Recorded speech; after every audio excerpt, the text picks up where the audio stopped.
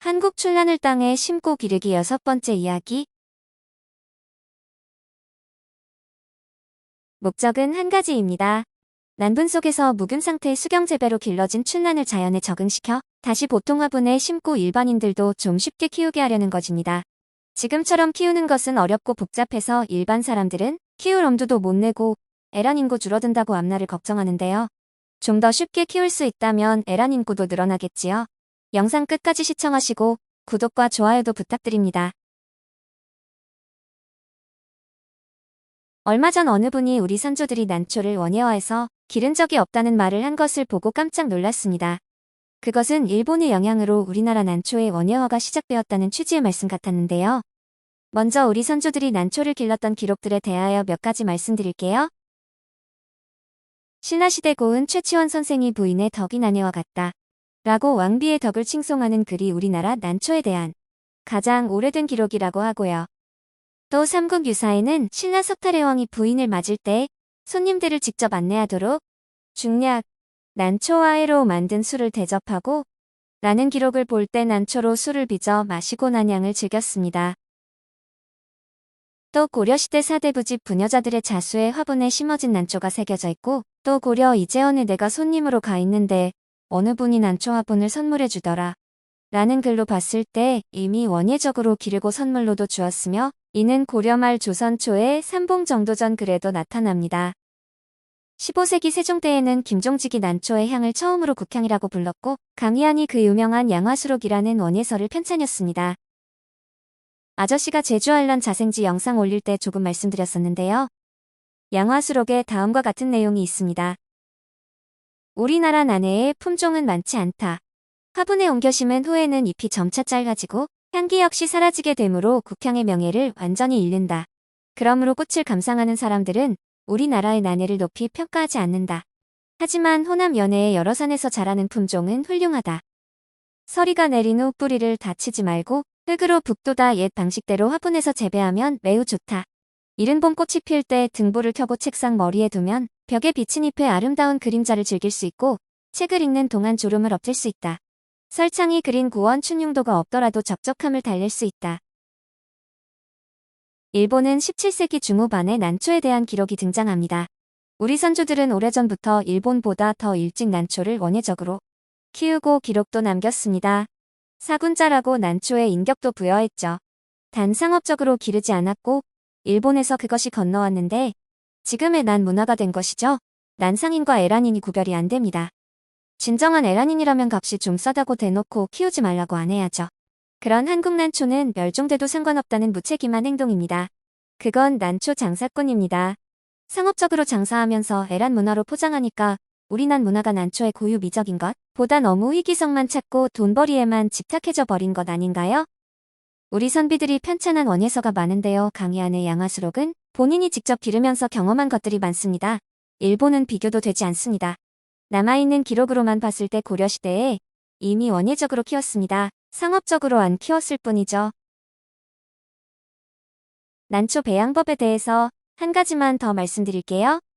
1990년대 중반과 2000년대 초반 신안 신의도에 근무할 때 지금 천운손 안호의 박영영의 집에 80년대부터 발행된 난 관련 잡지들이 있었고 매주 5권씩을 가져다 보는데 난과 생활인지 난세계인지 기억은 잘 안 나지만 거기 보면 배양 정보란에 지금의 난석으로 배양하는 방법에 대하여 이런 글이 있습니다. 지금의 무기질 난석으로 심는 방법은 일본에서 들어온 것으로 무수한 시행착오 끝에 정립된 배양법이다. 그런데 좁은 집에 많은 분을 놓을 수 있고 아열대 습한 해양성 기후인 일본에는 적합하지만 건조한 대륙성 기후인 우리나라에는 맞지 않다. 라는 내용의 기고문이 있었는데 이게 머릿속을 탁 치는 느낌이었습니다. 상업적으로 배양하는 방법은 18세기 영국 빅토리아 시대 상류층들이 유리온실에서 난초를 키우다가 우연히 발견하여 상업적 대량 번식 방법으로 발전했다고 하네요. 엉뚱한 이야기가 너무 길었네요. 땅에 심은 춘란들 보러 갑니다. 구독과 좋아요 한 번씩 부탁드릴게요. 하하. 한파와 폭설이 몇 번 왔다 갔다 하다가 날씨가 조금 풀렸습니다. 눈도 거의 녹았네요. 이곳은 양지 바른 곳 창고 뒤입니다. 봄에 한 번 심었고 9월 달에 또 심었는데 봄에 심은 것들은 신하들이 나왔습니다. 요즘 우리도 다 알고 있지만 강희안의 양화수록에도 금년 신하들은 내년까지 2년에 걸쳐서 다 큰다고 그랬죠. 난해에 대해서 잘 모르시는 분들을 위해서 잠깐 말씀드릴게요.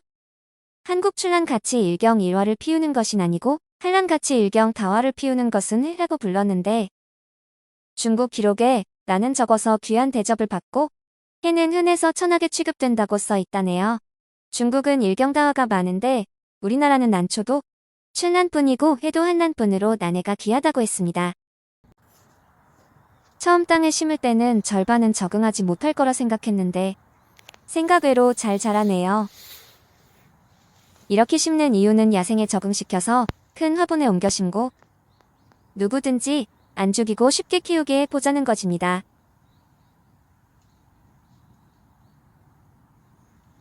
자생지 민춘란 변이종 무늬 없는 쪽인데 무지 신화 세 촉이 나오더니 다 키우기가 버거웠는지 한 촉은 죽었네요.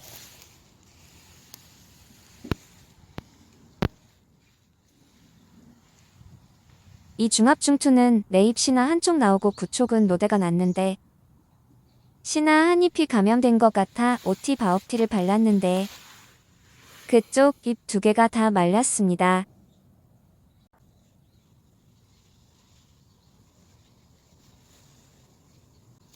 자색 색살 도화는 신화 한 촉 나오고 9촉 3촉이 노대나서 없네요. 키. 약했던 개체들은 몇 개가 죽었는데요. 우리 아저씨가 물을 안 줘서 말려 죽인 것 같아요. 흑흑. 가뭄 뒤에 물을 막 퍼준 뒤로는 죽는 것이 없어요. 땅 바닥에 감한 것은 유기질 발효비료 뿌려준 거예요.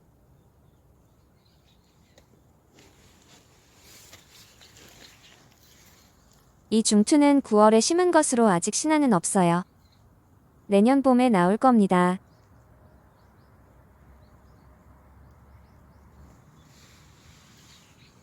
서반사피인데 신화가 삐비껍덕 같이 나왔고 9촉은 무늬가 소멸되었네요.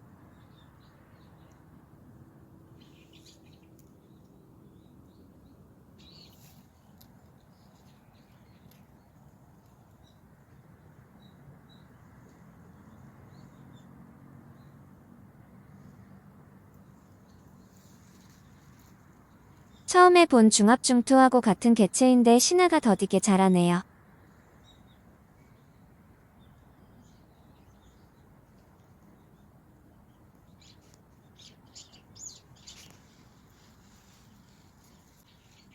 확실히 집에서 키우다 땅에 옮겨 심은 것들은 잘 안 커요.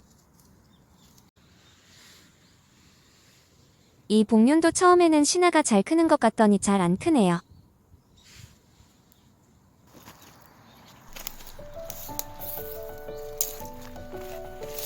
민춘란은 내버려둬도 이렇게 잘 크는데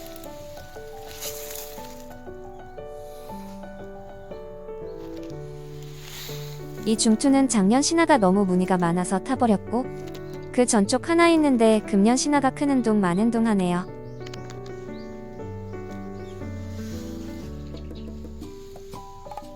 송정 무지 신화 2촉 나왔는데 무지는 무지로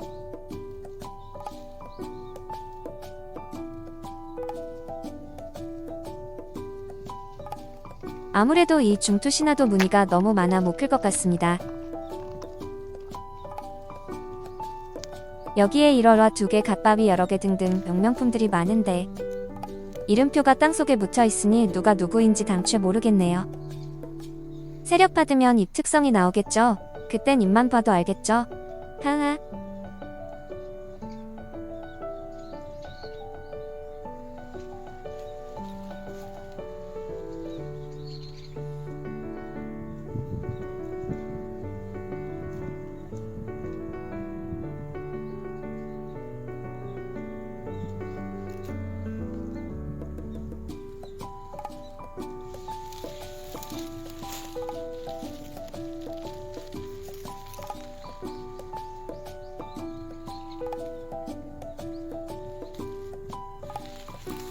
잘 감상하셨어요?